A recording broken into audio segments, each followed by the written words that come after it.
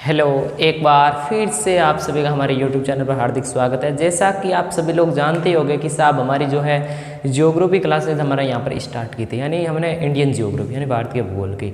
और भारत के भूगोल में साहब जो है हमारा दो टॉपिक है, जो कल हमने हमारा भारत के भौतिक प्रदेश वाला भी कंप्लीट कर लिया था, और उससे पहले हमारा एक और टॉपिक था, वो कौन सा, हमने भारत का स्थिति और विस्तार वाला भी कंप्लीट कर लिया था। और आज हम तीसरा टॉपिक शुरू करने वाले हैं। वो कौन सा शुरू करने वाले हैं? भारत का अपवाह तंत्र। जैसा कि मैंने शुरुआत में आपको सिलेबस भी बताया था, उसी सिलेबस के अकॉर्डिंग हम चलने वाले हैं। तो यदि आप हमारे चैनल पर आज नए हो तो हमारे चैनल को सब्सक्राइब कीजिएगा और पीछे वाली ज़रूर पूरी क्लास से अटेंड कीजिएगा, क्योंकि बहुत कुछ मिलेगा आपको जियोग्राफी के अंदर, यकीन के साथ कह सकता हूँ। और तो चलिएगा, अब हम शुरू करते हैं हमारा अगला टॉपिक, और उसका नाम है भारत का अपवाह तंत्र। तो देखिएगा, अब अगला जो हमारा टॉपिक है उसका नाम है अपवाह तंत्र। पहली बात साहब, ये अपवाह तंत्र होता क्या है? पहली बात ये अपवाह तंत्र है, ये अपवाह तंत्र होता क्या है? तो ये जो अपवाह तंत्र होता क्या है, तो ध्यान रखिएगा, यानी नदी के द्वारा निश्चित क्षेत्र में जो अपना निश्चित क्षेत्र को जो घेरा होता है, और इस निश्चित क्षेत्र को किस नाम से जानते हैं? हम अपवाह तंत्र के नाम से जानते हैं। यानी एक निश्चित नदी यानी नदी द्रोणी के द्वारा निश्चित धारा के प्रवाह को हम किस नाम से जानते हैं साहब? अपवाह तंत्र के रूप में जानते हैं। तो अपवाह का मतलब ये होता है कि एक निश्चित नदी या द्रोणी के द्वारा जो क्षेत्र बनाया जाता है, उसी क्षेत्र को किस नाम से जानते हैं? हम अपवाह के बारे में जानते हैं। और एक ये मान लो ये नदी है साहब, ये नदी जो अपना ये जो क्षेत्र घेर रही है, इसी क्षेत्र को हमने किस नाम से जानते हैं? तो अपवाह के नाम से। किस नाम से जानते हैं? अपवाह के नाम से। और ये नदी अपनी इधर बह रही है, और इसके अंदर आके ये कौन कौन सी अपनी जो ये सहायक नदियाँ घिरती है, और सहायक नदियाँ घिरने के बाद में जो ये नदी एक तंत्र का निर्माण करती हैं, और वही तंत्र क्या कहलाता है साहब? अपवाह तंत्र कहलाता है। तो नदी के द्वारा एक जो निश्चित क्षेत्र घेरा जाता है वो तो कहलाता है अपवाह, और नदी व उसकी सहायक नदियों के द्वारा जो तंत्र का निर्माण होता है उसी को हम किस नाम से जानते हैं साहब? अपवाह तंत्र के नाम से जानते हैं। चलिएगा, तो ये छोटी छोटी आपको थोड़ी सी सामान्य जानकारी आपको ध्यान में रखनी चाहिए। अब देखिएगा, हम शुरू करते हैं अपने भारत के अपवाह तंत्र को। तो देखिएगा, जो भारत का अपवाह तंत्र है साहब, यानी भारत का अपवाह तंत्र। अब जो ये भारत का अपवाह तंत्र है, ये 3 भागों में बंटा। कितने भागों में बंटा साहब? 3 भागों में बंटा। एक का नाम है साहब हिमालयी अपवाह तंत्र, हिमालयी अपवाह तंत्र। एक का नाम है अपना अंतःस्थलीय अपवाह तंत्र, अंतःस्थलीय अपवाह तंत्र। और एक अपना जो तीसरा वो कौन सा है? प्रायद्वीपीय अपवाह तंत्र, प्रायद्वीपीय अपवाह तंत्र। देखिएगा, हिमालयी अपवाह तंत्र का मतलब क्या है? यानी पहले भारत का अपवाह तंत्र कितने भागों में? 3 भागों में बंटा है। अपना कौन सा? हिमालयी अपवाह तंत्र, अंतःस्थलीय अपवाह तंत्र और प्रायद्वीपीय अपवाह तंत्र। अब देखिएगा, जो ये हिमालयी अपवाह तंत्र है, हिमालयी अपवाह तंत्र का साहब क्या होता है? हिमालयी अपवाह तंत्र का अंदर ये होता है, अर्थ ये होता है कि वो नदियां जिनका उद्गम स्थल क्या है साहब? तो जिनका उद्गम स्थल हिमालय है, या वो नदियां जो हिमालय के क्षेत्र से होकर गुजरती हैं, उसको हम किस नाम से जानते हैं साहब? हिमालयी अपवाह तंत्र के नाम से जानते हैं। अब अगली बात आती है साहब अंतःस्थलीय अपवाह तंत्र। अंतःस्थलीय अपवाह तंत्र का मतलब ये होता है साहब, वो नदी जो समुद्र की सीमा तक ने जाके किसी बीच में किसी क्षेत्र में क्या हो जाती है? खत्म हो जाती है, और वो हम उसे किस नाम से जानते हैं साहब? अंतःस्थलीय अपवाह। उस उदाहरण के रूप में आप समझ लो, हमारी जो पहले बहती थी सरस्वती नदी, वो तो अब क्या होगी साहब? विलुप्त होगी, मतलब मृत नदी होगी। लेकिन अब इस सरस्वती नदी का एक रूप बहती है, रूप यानी उसका ही रूप है घग्गर नदी बहती है। आप जानते ही हो कि घग्गर नदी साहब कोई समुद्र में अपना पानी भी नहीं गिराती है, मतलब वो बीच में मैदानों में क्या हो जाती है? विलुप्त हो जाती है। जो नदी यानी बीच में मैदानों में विलुप्त हो जाती है, वो किस नाम से जानी जाती है? अंतःस्थलीय अपवाह तंत्र के नाम से जानी जाती है। अब जो हमारा नेक्स्ट बात है वो है प्रायद्वीपीय अपवाह तंत्र। प्रायद्वीपीय अपवाह तंत्र का क्या मतलब होता है सर? तो प्रायद्वीपीय अपवाह तंत्र का मतलब होता है प्रायद्वीपीय भारत में बहने वाली नदियां। कहां पर बहने वाली नदियां? जिनका उद्गम स्थल क्या है साहब? प्रायद्वीपीय भारत है। समझिए। अब देखिएगा, जो ये हमारा हिमालयी अपवाह तंत्र है, इस हिमालयी अपवाह तंत्र को आगे 3 भागों में बांटा। कितने भागों में बांटा है? 3 भागों में बांटा है। एक का नाम है साहब गंगा नदी तंत्र, गंगा नदी तंत्र, यानी गंगा व उसकी सहायक नदियों के द्वारा जो बनाया गया जो नदी तंत्र है, उसे हम किस नाम से जानते हैं? गंगा नदी तंत्र के नाम से जानते हैं। जो अब नेक्स्ट जो हमारा आता है गंगा नदी तंत्र के बाद में, वो आता है ब्रह्मपुत्र, ब्रह्मपुत्र नदी तंत्र, ब्रह्मपुत्र नदी तंत्र यानी ब्रह्मपुत्र व उसकी सहायक नदियों के द्वारा, ब्रह्मपुत्र व उसकी सहायक नदियों के द्वारा जो नदी का तंत्र तैयार किया जाता है उसे हम किस नाम से जानते हैं साहब? ब्रह्मपुत्र नदी तंत्र के नाम से जानते हैं। अब जो अगला है वो कौन सा है? सिंधु नदी तंत्र, सिंधु नदी तंत्र यानी सिंधु व उसकी सहायक नदियों के द्वारा मिलकर जो एक नदी तंत्र का तैयार, एक जो नदी तंत्र तैयार किया जाता है उसे हम किस नाम से जानते हैं? सिंधु नदी तंत्र के नाम से जानते हैं। और वैसे मैंने आपको पंजाब का मैदान पढ़ाया तब इस नदी के बारे में थोड़ी बहुत बातें मैंने चर्चा यहाँ पर इसकी की थी। अब जो हमारा अंतःस्थलीय अपतंत्र इसकी कोई प्रकार नहीं है, लेकिन प्रायद्वीपीय अपतंत्र ये 2 भागों में बंटा। कितने भागों में बंटा है? 2 भागों में बंटा। एक का नाम है साहब पश्चिम की और गिरने वाली नदियां, गिरने वाली नदियां, और एक जो नेक्स्ट है वो कौन सा है? वो है अपना पूर्व की ओर गिरने वाली नदियां, गिरने वाली नदियां यानी वो नदियां बताओ पश्चिम की ओर तो कौन सी दिशा होगी? तो पश्चिम की ओर हमारा सा कौन सा सागर होता है? अरब सागर, यानी अरब सागर की ओर गिरने वाली नदियां, और पूर्व की ओर मतलब बंगाल की खाड़ी की ओर गिरने वाली नदियां। तो ये इतना सा जो भारत का जो मैंने अपवाह तंत्र का आपको मैंने पहली स्लाइड दिखाई, इस पहली स्लाइड के अंदर मैंने हिमालय जो अपवाह तंत्र को 3 भागों में बांटा गया, हिमालय अपवाह तंत्र, अंतःस्थलीय अपवाह तंत्र और प्रायद्वीपीय अपवाह तंत्र। और उसके बाद में हिमालय अपवाह तंत्र को आगे 3 भागों में बांटा गया, एक गंगा नदी तंत्र, अगला ब्रह्मपुत्र नदी तंत्र, अगला सिंधु नदी तंत्र। और अपना प्रायद्वीपीय अपवाह तंत्र को 2 भागों में बांटा गया, पश्चिम की ओर गिरने वाली नदियां अर्थात अपने अरब सागर में गिरने वाली नदियां, और पूर्व की ओर गिरने वाली नदियां अर्थात बंगाल की खाड़ी में गिरने वाली नदियां। लो जी, आपकी ये जो पहली स्लाइड मैंने तैयार की, फटाक से इसका क्या कर लो, स्क्रीनशॉट ले लीजिएगा, और उसके बाद में हम पढ़ना शुरू करते हैं आगे हिमालय अपवाह तंत्र को। फटाक से ले लीजिएगा।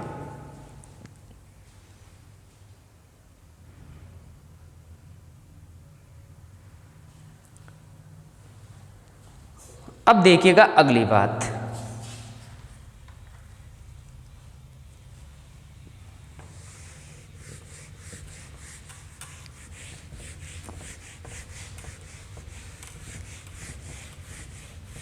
तो देखिएगा थोड़ा सा मैं आपको पहले अंतर बता देता हूं हिमालय अपवाह तंत्र और अपना जो प्रायद्वीपीय अपवाह तंत्र है उस अपवाह तंत्र में क्या क्या अंतर है वो अंतर बता देता हूं, और उसके बाद में हम किसको शुरू करेंगे? आगे हिमालय अपवाह तंत्र को शुरू करेंगे। तो देखिएगा, यानी यहां पर मैं पहले लिखता हूं अपना हिमालय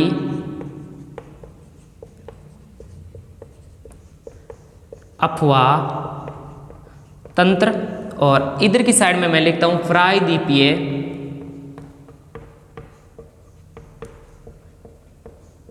अपवाह तंत्र। समझ गए? एक तो हिमालय अपवाह तंत्र और एक अपना प्रायद्वीपीय अपवाह तंत्र।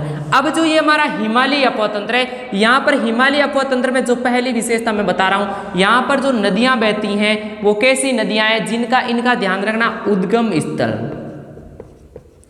उद्गम स्थल क्या है इनका?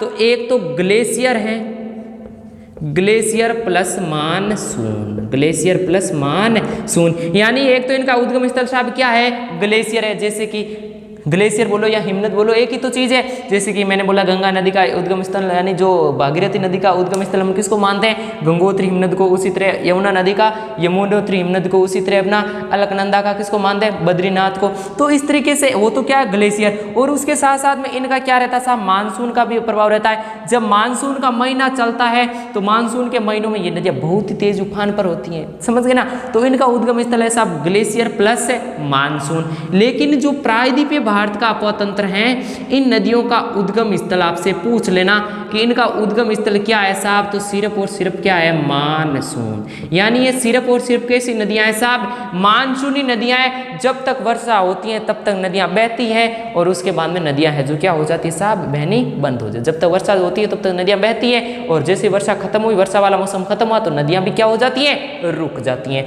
अब अगली बात देखिएगा, नेक्स्ट बात, ये नदियां, ये युवा नदियां हैं, ये युवा नदियां हैं। आपने भारत के भौतिक प्रदेशों के अंदर देखा ही होगा साहब कि जो हमारा प्रायद्वीपीय पठार है, उस प्रायद्वीपीय पठार का निर्माण हिमालय से क्या हुआ था? पहले हुआ था। इसका मतलब हिमालय का निर्माण कब हुआ? बाद में हुआ।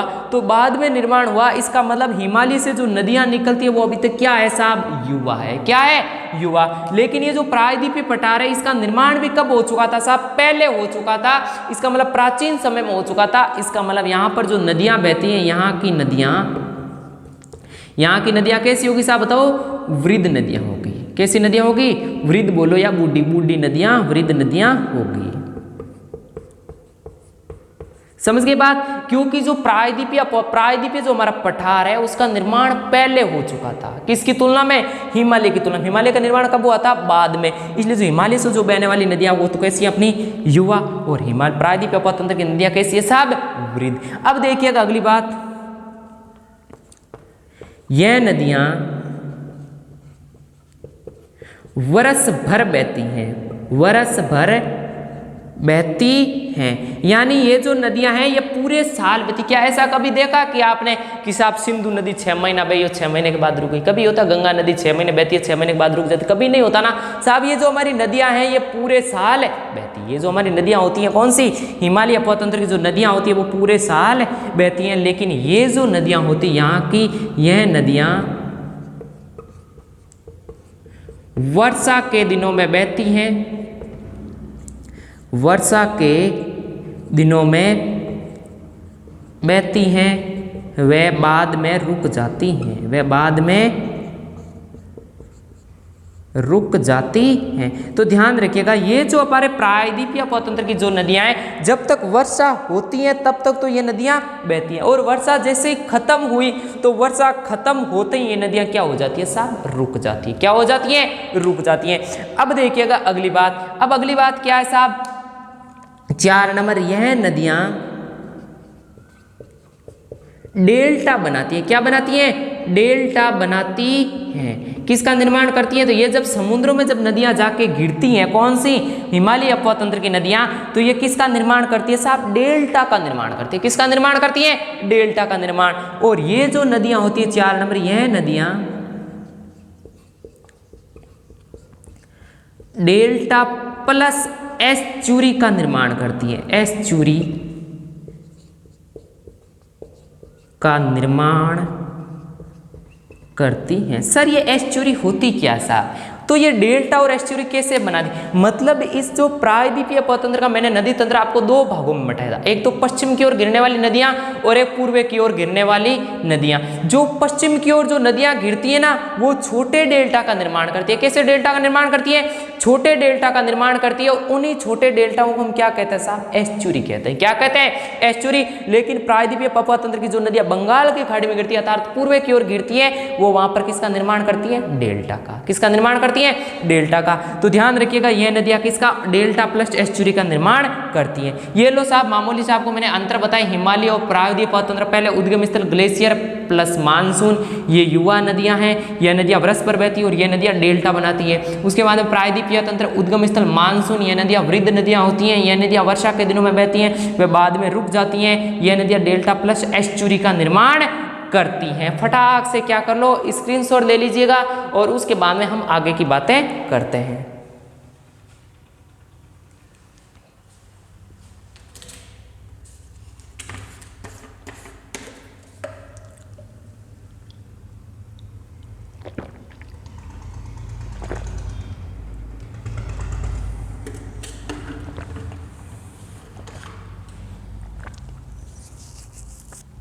अब देखिएगा, अब आप अपनी कॉपी के अंदर हेडिंग लगा लो हिमालयी अपवाह तंत्र। लगा लो हिमालयी अपवाह तंत्र। और हिमालयी अपवाह तंत्र में हम जो पहली जो नदी पढ़ने वाले हैं वो कौन सी नदी पढ़ने वाले साहब? सिंधु नदी। कौन सी नदी पढ़ने वाले हैं यहाँ पर? अब हम सिंधु नदी। तो हेडिंग लगा लो आप सिंधु नदी तंत्र। सिंधु नदी तंत्र। देखिएगा सिंधु नदी तंत्र, एक तो अपनी कौन सी नदी है सिंधु नदी तंत्र में? खुद सिंधु नदी। कौन सी नदी है? सिंधु नदी। और सिंधु के साथ में आगे कौन कौन सी कितनी नदियां? 5 नदियां हैं। तो देखिएगा सिंधु के बाद में झेलम नदी, चिनाब नदी, उसके बाद में रावी नदी,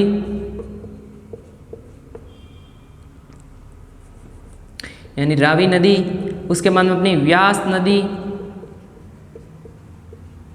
और सतलुज नदी, सतलुज नदी, यानी सिंधु नदी व उसकी 5 सहायक नदियों के द्वारा मिलकर सिंधु नदी तंत्र का क्या होता है साहब, निर्माण होता है। तो सिंधु नदी का मतलब नदी के साथ कौन कौन सी नदियां, एक झेलम नदी है, एक चिनाब नदी है, एक रावी नदी है, एक व्यास नदी है और एक कौन सी नदी है, सतलुज नदी है।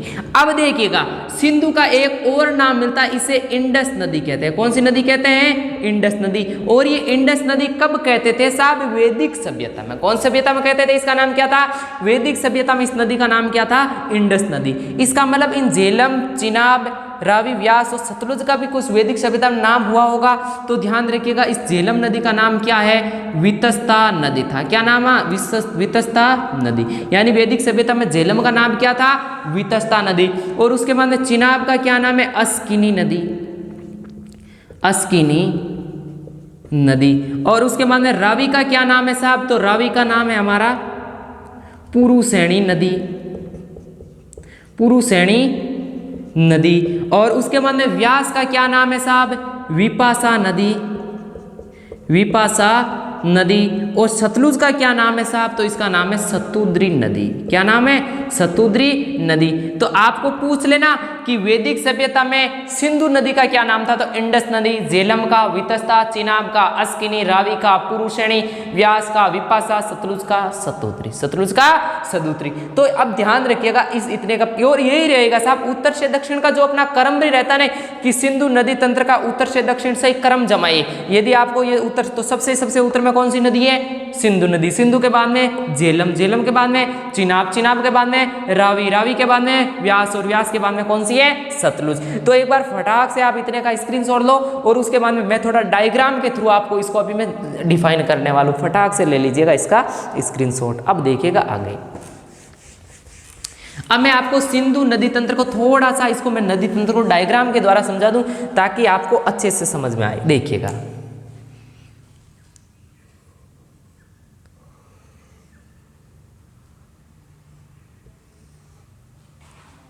ध्यान से देखिएगा आप, देखिएगा मैं उत्तर भारत का अपना डायग्राम ना, यहाँ पर एक अपनी ऊपर यहाँ पर एक पर्वत श्रृंखला फैली है और उस पर्वत श्रृंखला का नाम है साहब काराकोरम। क्या नाम है इसका, ट्रांस हिमालय का, ये तो मैंने आपको बताया था काराकोरम। काराकोरम के नीचे यहाँ पर एक पर्वत श्रृंखला और फैली और उसका नाम क्या है साहब, उसका नाम है अपना लद्दाख। क्या नाम है, लद्दाख पर्वत श्रृंखला। और लद्दाख के बाद में नीचे यहाँ पर एक और पर्वत श्रृंखला फैली हुई है, उसका नाम क्या, उसका नाम है जास्कर पर्वत श्रृंखला, जास्कर पर्वत श्रृंखला। अब देखिएगा, अब जो हमारी सिंधु नदी है, कौन सी नदी, सिंधु नदी तिब्बत से निकलती है। यहाँ पर एक झील पड़ती है, उस झील का नाम है मानसरोवर झील। क्या नाम है झील का, मानसरोवर झील से कौन सी नदी निकलती है, तो सिंधु नदी निकलती है। और सिंधु नदी यहाँ से होती हुई यहाँ से अपने भारत में क्या करती है, प्रवेश। और भारत में यहाँ पर प्रवेश करती है। यहाँ पर इस स्थान का नाम क्या है, इस स्थान का नाम है दमचौक। क्या नाम है, दमचौक। और ये है कहाँ पर, तो ध्यान रखना ये लद्दाख में है। कहाँ पर है दमचौक स्थान, लद्दाख में। अब जो यहाँ से दमचौक और यहाँ पर जो दर्रा पड़ता है, यहाँ पर जो प्रवेश करते हैं, यहाँ पर जो दर्रा पड़ता है वो दर्रा कौन सा है, तो आपको ध्यान रखना यहाँ पर जो दर्रा पड़ता है उस दर्रे का नाम है जास्कर दर्रा। यानी सिंधु नदी अपने भारत में कहाँ से प्रवेश करती है, तो दमचौक लद्दाख से, यानी दमचौक स्थान लद्दाख से। और कौन से दर्रे से प्रवेश करती है, तो जास्कर दर्रे से। और उसके बाद में ये दो, एक तो लद्दाख और एक अपनी जास्कर पर्वत श्रृंखलाओं के, ध्यान रखना लद्दाख और जास्कर पर्वत श्रृंखलाओं के बीच में बहती हैं। लद्दाख और जास्कर पर्वत श्रृंखलाओं के बीच में बहती हैं यहाँ पर इस तरीके से, यानी लद्दाख और जास्कर पर्वत श्रृंखलाओं के बीच में बहती हैं। और बहती हुई बाद में यहाँ पर जो स्थान आता है उसका नाम है चिल्लास। क्या नाम है, थोड़ा बड़ा लिख देता हूँ। यहाँ पर जो स्थान है, इस स्थान का क्या नाम है, इस स्थान का नाम है चिल्लास। और ये चिल्लास स्थान कहाँ पर है, तो ये जम्मू कश्मीर में है। और चिल्लास स्थान से आगे कहाँ पर प्रवेश कर जाती है साहब, पाकिस्तान में प्रवेश कर जाती है। और उसके बाद में यहाँ से ये नदी नीचे कौन से सागर में, अरब सागर में। कौन से सागर में, ध्यान रखना कराची के समीप अरब सागर में, अरब सागर में डेल्टा का निर्माण करती है। अरब सागर में किसका निर्माण करती है साहब, डेल्टा का निर्माण करती हैं। और उसके बाद में ध्यान रखिएगा, यहीं से भी कौन सी अपनी जास्कर पर्वत श्रृंखलाओं से यानी शेषनाग झील से एक नदी निकलती है और उस नदी का नाम है साहब, क्या नाम है? झेलम नदी। ये तो कौन सी नदी थी? तो ये कौन सी नदी थी अपनी? यहां पर लिख देता हूं, सिंधु नदी, सिंधु। और सिंधु के बाद में नीचे कौन सी नदी बह रही है? ये तो ये झेलम। जो ये झेलम है, ये झेलम यहां तक जाती साहब। झेलम के बाद में एक नदी आती है नीचे, कौन सी नदी बहती है यहां पर? इस तरीके से ध्यान रखिएगा, इसका नाम है चिनाब। क्या नाम नदी का? चिनाब। चिनाब के बाद में एक और नदी आती है इस तरीके से यहां से, उसका नाम है साहब रावी। क्या नाम है? रावी। रावी के बाद में एक और नदी आती है, उसका नाम है व्यास। और एक इधर से आती है अपनी, कौन सी झील है यहाँ पर तिब्बत में? तो यहाँ पर है राकस झील। ये कहाँ पर है साहब? तिब्बत में है। और राकस झील से एक नदी निकलती है, उस नदी का नाम क्या है साहब? उस नदी का नाम है अपनी सतलुज नदी। कौन सा नाम है? क्या नाम है? सतलुज नदी। और यहाँ जल ले जाकर किस में गिराती है? तो चिनाब नदी में। तो ध्यान रखिएगा, सतलुज नदी और व्यास नदी के संगम पर यहाँ पर कौन सा बांध बना हुआ है? हरिके बैराज बांध, यानी किस किस के मध्य? व्यास और सतलुज के मध्य। ये कौन सी नदी थी? सतलुज नदी। समझ गए? इस तरीके से। अब देखिएगा, यहां पर ये जल लेके आई, वो कौन सी नदी लेकर आई? चिनाब नदी लेकर आई। कौन सी नदी लेकर आई? चिनाब नदी लेकर आई। और यहां पर जो पंचनद लाके गिरते हैं, यहाँ का स्थान का नाम है मिठान कोट। क्या नाम है? मिठान कोट। ये है कहाँ पर साहब? पाकिस्तान में है। यानी पंचनद का पानी आता है यहाँ पर, पंचनद का पानी आता। अभी थोड़ा सा मैंने आपको हल्का सा एक झलक दिखाई आपको, किसकी? अपने सिंधु नदी तंत्र की। मेरे ख्याल से आपको अच्छे से ये डायग्राम दिखाई दे रहा होगा। देखिएगा, एक बार मैं फिर से बोल देता हूं, यहां पर मानसरोवर झील से एक नदी निकलती है, उस नदी का नाम है सिंधु नदी। कौन सी नदी? सिंधु नदी। सिंधु नदी भारत में जास्कर दरे से प्रवेश करती है। और स्थान का नाम पूछ ले तो दमचोक, लद्दाख से। और ये दो पर्वत श्रृंखलाओं के मध्य, एक तो लद्दाख और जास्कर पर्वत श्रृंखलाओं के बीच में बहती हुई आगे चिल्लास नामक स्थान, यानी चिल्लास जो कहां पर है? जम्मू कश्मीर में है। और यहां से ये आगे कहां प्रवेश कर जाती है साहब? पाकिस्तान में प्रवेश कर जाती है। और आगे अपना जल ले जाकर के किस में गिराती हैं? तो अरब सागर में। यानी अरब सागर में जाकर डेल्टा का क्या करती है? निर्माण करती हैं। और उसके बाद में अपने यहीं पर हमने कौन सी जास्कर पर्वत श्रृंखला में एक अपनी शेषनाग झील से एक नदी निकलती है, उसका नाम है चिनाब नदी। और उसके नहीं, झेलम नदी। और झेलम के बाद में एक और नदी आती है, उस नदी का नाम है चिनाब नदी। चिनाब के बाद में एक और नदी आती है, उसका नाम है रावी नदी। रावी के बाद में एक और नदी है व्यास नदी। और व्यास नदी सबसे लास्ट में एक नदी बहती है, उसका नाम है राकस झील, यानी जो तिब्बत में वहां से नदी निकलती है, उसका नाम है सतलुज नदी। और ये सतलुज नदी और व्यास नदी के संगम पर कौन सा बांध बना हुआ है? हरिके बैराज बांध। और यहीं से भी कौन सी नहर निकाली गई है? इंदिरा गांधी नहर यहीं से निकाली गई है। और ये आगे आके अपना जल कहां पर गिरा देती हैं? तो यहाँ पर चिनाब नदी में गिरा देती हैं। और चिनाब नदी ले जाकर के पंचनद का जो पानी है वो कहां पर? मिठान कोट, पाकिस्तान में किस नदी में गिरा देती है? तो कौन सी नदी में गिरा देती है? अपने सिंधु नदी में गिरा देती है। फटाक से एक बार आप इसका थोड़ी सी चीजों का स्क्रीनशॉट ले लीजिएगा। और उसके बाद में मैं नदियों और उन नदियों के सभी जो हमारे उत्तर भारत की नदियां और उत्तर भारत की नदियों के जो उद्गम स्थल है, वो उद्गम स्थल आपको एक ही स्लाइड पर दिखा देता हूं, ताकि आपको अच्छे से एक जगह पर क्या हो जाएगा साहब? क्लियर हो जाए। फटाक से ले लीजिएगा इसका स्क्रीनशॉट।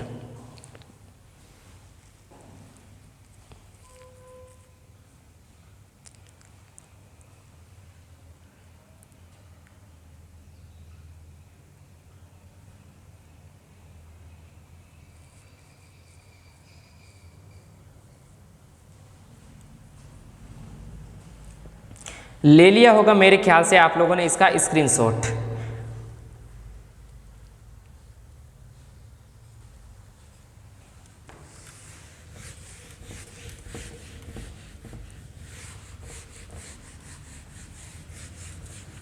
अब देखिएगा, एक तरफ तो मैं लिखता हूं नदियां, एक तरफ तो मैं नाम लिखता हूं यहां पर नदियां, एक लिखता हूं यहां पर मैं स्रोत, यानी कहां से ये जल उठाती हैं, और एक यानी स्थानीय। और ये स्थान कौन सा है यहाँ पर? तो पहले मैं यहाँ पर नदियों के नाम लिख देता हूँ। देखो, सिंधु नदी। कौन सी नदी है? सिंधु नदी। सिंधु नदी जो अपना जल कहाँ से उठाती है? तो स्रोत क्या है इसका? मानसरोवर झील। मानसरोवर झील। और ये बताओ झील का जो स्थान है वो कौन सा स्थान है इस झील का, तो ये झील कहाँ पर है साहब, तो ये झील है तिब्बत में। कहाँ पर है, तिब्बत में। और उसके बाद में सिंधु के बाद में अगली जो नदी बहती है वो कौन सी बहती है, झेलम नदी। कौन सी नदी है, झेलम नदी। और झेलम नदी अपना जो जल उठाती है वो कहाँ से उठाती है, शेषनाग झील, यानी शेषनाग झील। और ये शेषनाग झील है कहाँ पर, तो ये है जम्मू कश्मीर। कहाँ पर है, जम्मू कश्मीर।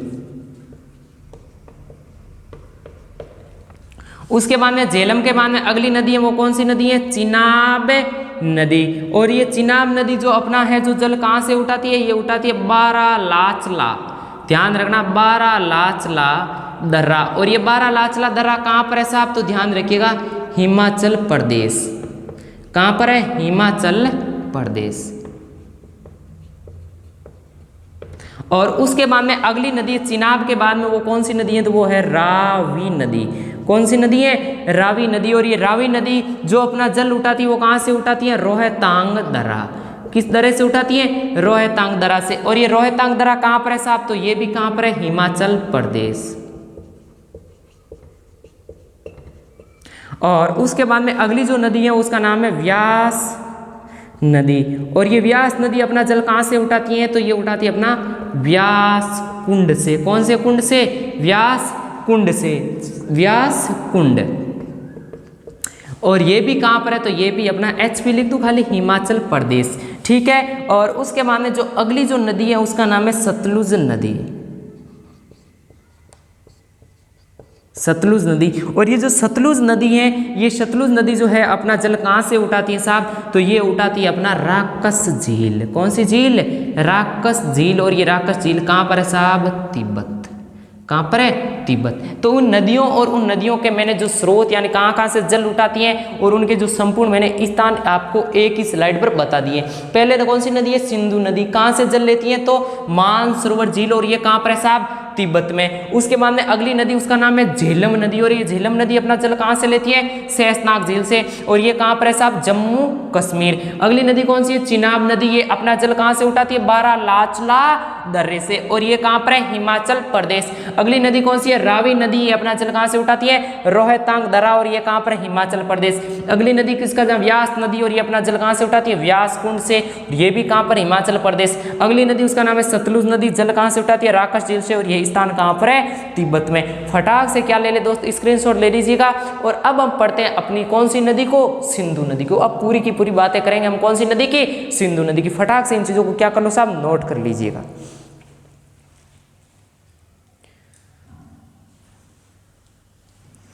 अब हम थोड़ी देर में अपनी कौन सी नदी को शुरू करने वाले, सिंधु नदी को शुरू करने वाले।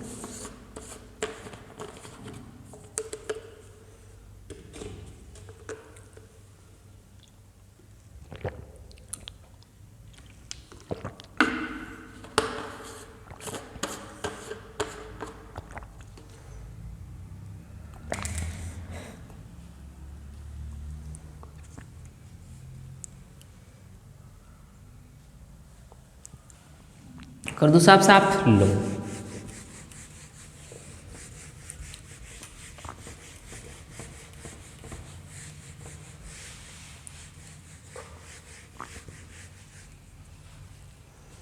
अब देखिएगा हम नदी पढ़ते हैं, वो कौन सी नदी, पहली मैं लगाता हूं यहां पर सिंधु नदी।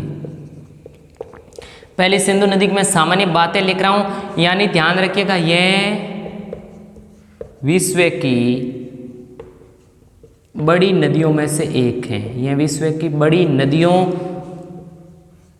में से एक है, यानी विश्व की जो बड़ी नदियां उनमें से जो एक है वो कौन सी नदी है, सिंधु नदी। अब अगली बात, संपूर्ण लंबाई आपसे इसकी पूछ लेना कि साहब इसकी जो संपूर्ण लंबाई है वो कितनी है, तो बताओगे कितनी है साहब, वो है 2880 किलोमीटर। कितनी है, 2880 किलोमीटर। और आपसे पूछ लेना भारत में लंबाई, भारत में इसकी लंबाई पूछ लेना तो वो है साहब 1114 किलोमीटर। समझ गए। उसके बाद में अगला आपको उद्गम स्थान पूछ ले तो क्या बताओगे आप, उद्गम स्थान बोलो मानसरोवर झील,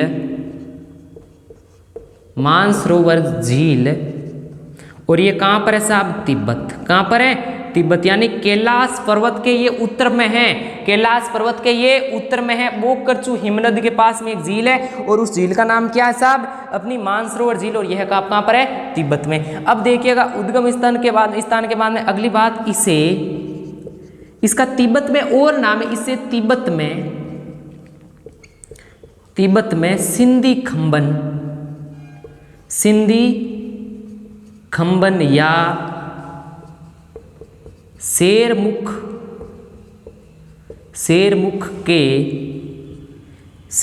नदी के नाम से जानते हैं, नदी के नाम से जानते हैं। यानी इसको कहाँ पर साहब?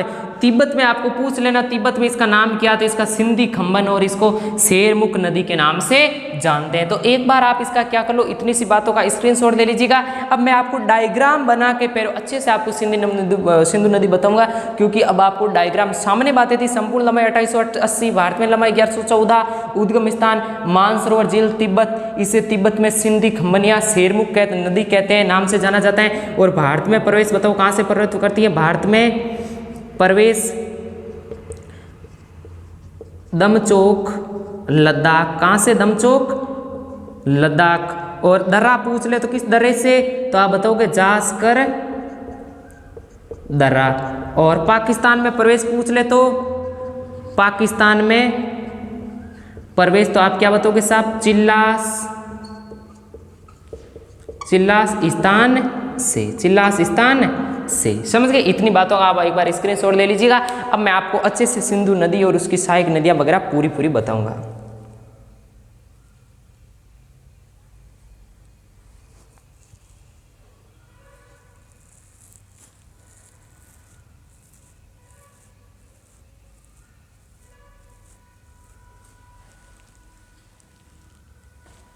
अब देखो आप अगली बात,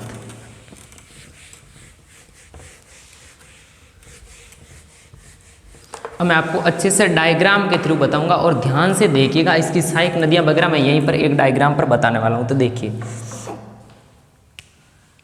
इस तरीके से।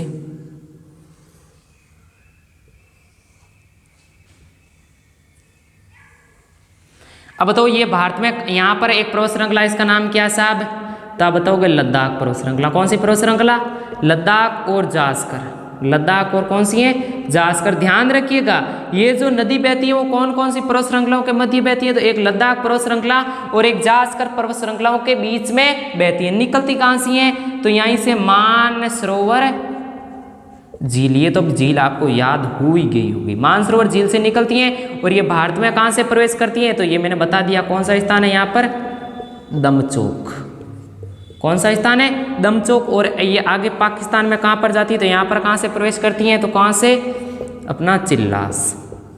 अब देखिएगा मैं कुछ बातें बता रहा हूँ। देखिएगा सबसे पहले यहाँ पर इसके अंदर ऊपर से एक नदी आके गिरती है, यहाँ से एक नदी आके गिरती है और इस नदी का नाम है, इस तरीके से देखिएगा, यहाँ से एक नदी आके गिरती है और इस नदी का नाम है साहब, क्या नाम है? इस नदी का नाम है श्योक नदी।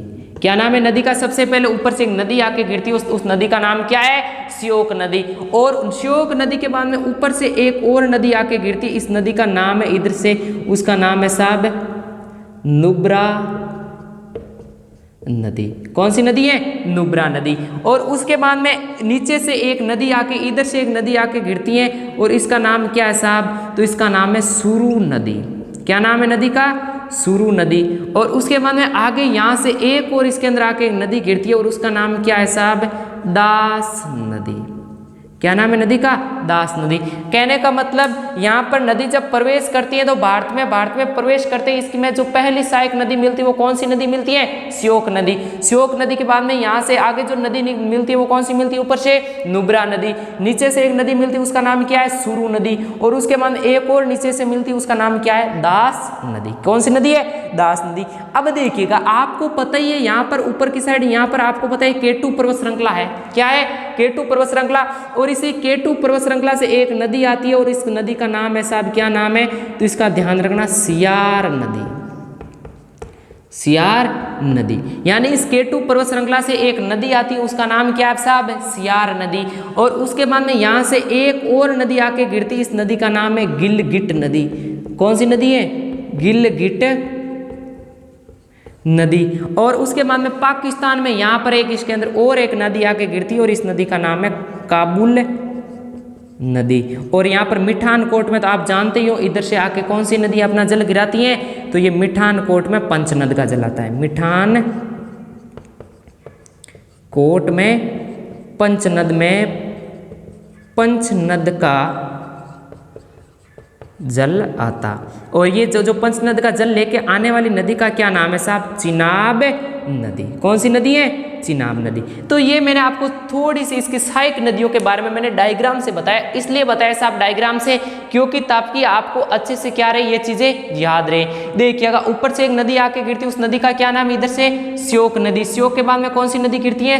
अपनी नुब्रा नदी। और नीचे से एक नदी आके गिरती है, उसका नाम क्या है? सुरु नदी। सुरु के बाद में एक नदी आके गिरती है, उसका नाम क्या है? दास नदी। उसके बाद में केटू से एक नदी निकलती, उसका नाम क्या है? सियार नदी। और उसके बाद आगे अपना कौन एक नदी आके गिरती है, उसका नाम है गिलगिट नदी। और एक नदी आके और गिरती है, उसका नाम है काबुल नदी। और इधर से कौन सी नदी आके गिरती है? चिनाब नदी, जो किसका जल लेके आती है? पंचनद का जल लेके आती है। अब देखिएगा, यहाँ पर एक स्थान है, यानी जम्मू कश्मीर में यहाँ पर एक ये स्थान है। और ये स्थान है, ये है कहाँ पर? ये जम्मू कश्मीर में। इसका नाम है बुंजी। क्या नाम है? बुंजी। और यह कहाँ पर बुंजी? तो ध्यान रखिएगा, जम्मू कश्मीर में। अब ये बुंजी के बारे में सर क्या महत्वपूर्ण बात है? तो बुंजी के बारे में महत्वपूर्ण बात यह है साहब कि यह यहाँ पर सिंधु नदी विश्व के सबसे गहरे गोर्ज का निर्माण करती है। विश्व के सबसे गहरे गोर्ज का निर्माण करती है। आपसे पूछ लेना, विश्व के सबसे गहरे गोर्ज का मतलब गहरा गड्ढे का जो निर्माण करती है वो कौन सी नदी करती है? तो कौन सी नदी करती है? अपनी सिंधु नदी करती है। कौन सी नदी करती है? सिंधु नदी करती है। और ये कहाँ पर करती है? बुंजी नामक स्थान पर। ये बुंजी नामक स्थान कहाँ पर है? जम्मू कश्मीर में। तो ये जो इतना सा मैंने आपको सिंधु नदी का डायग्राम बताया, ये आपको अच्छे से क्लियर हुआ होगा साहब। मानसरोवर झील से निकलती है, दमचौकिस्तान से भारत में प्रवेश करती है। ऊपर से पहली नदी कौन सी नदी गिरती है? श्योक नदी। उसके बाद नुब्रा नदी। नीचे से एक सुरु नदी और एक कौन सी नदी गिरती है? दास नदी। ऊपर से एक नदी आके गिरती है, उस नदी का नाम है सियार नदी। और नदी आके गिरती है, उसका नाम क्या है? गिलगिट नदी। और उसके बाद इधर से कौन सी नदी आके गिरती है? काबुल नदी। और एक इधर से जो पंचनद का पानी लेकर आती है वो कौन सी नदी आती है? चिनाब नदी। और ये जो मिठानकोट में पंचनद का जल क्या होता है साहब? आता है। यहाँ पर जो स्थान का नाम क्या है? मिठानकोट। और बुंजी नामक बुंजी नामक स्थान कहाँ पर है? जम्मू कश्मीर। यहाँ पर विश्व के सबसे गहरे गोर्ज का क्या करती है? सिंधु नदी निर्माण करती है। तो एक बार फटाक से आप इतनी चीजों को अपनी कॉपी फटाक से मैप के थ्रू फटाक से बना लीजिएगा या फिर स्क्रीनशॉट दे लीजिएगा। और उसके बाद में हम अगली चीज़ों पर फटाक से क्या करते हैं साहब? चलते हैं। अब थोड़ी सी इसकी मैं आप लोगों को क्या लिख देता हूँ? थ्योरी लिख देता हूँ।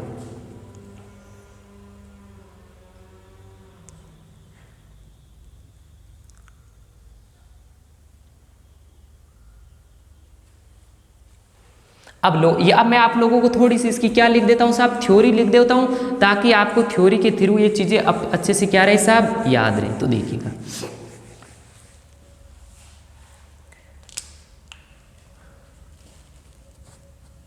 देखो सिंधु नदी, बताओ कौन को? सिंधु नदी लद्दाख व जास्कर पर्वत श्रृंखलाओं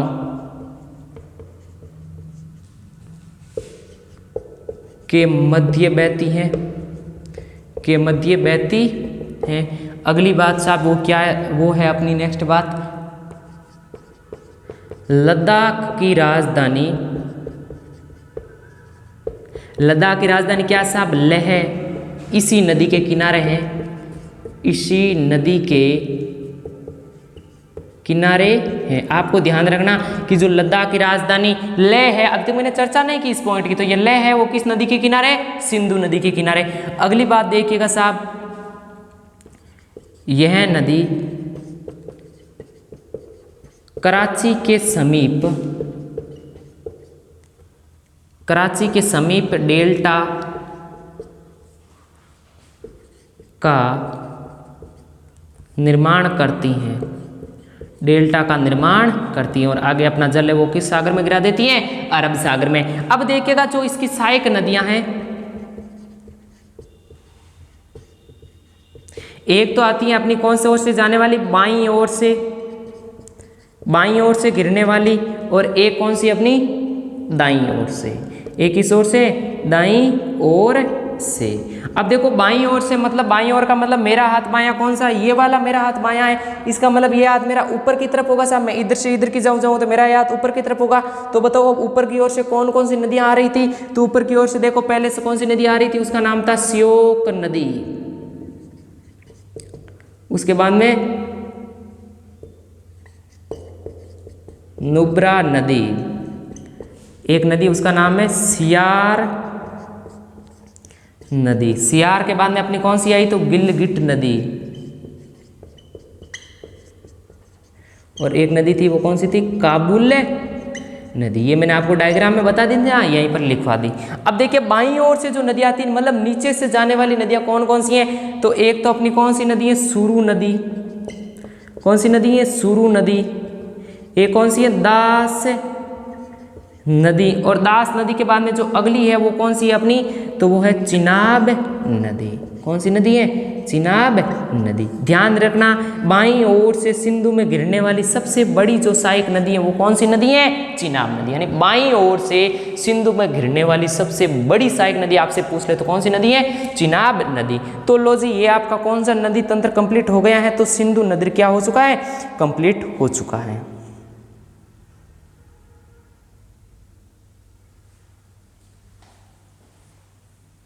फटाक से आप इसका क्या कर लो साहब? स्क्रीनशॉट कर लीजिएगा।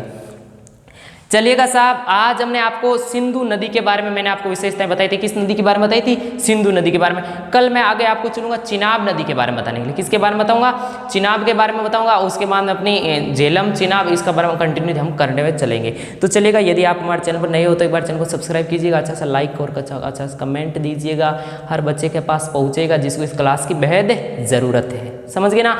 अब देखिएगा एक बड़ी खतरनाक लाइन है दोस्त, सुनिएगा। एक बड़ी खतरनाक लाइन है, सुनिएगा।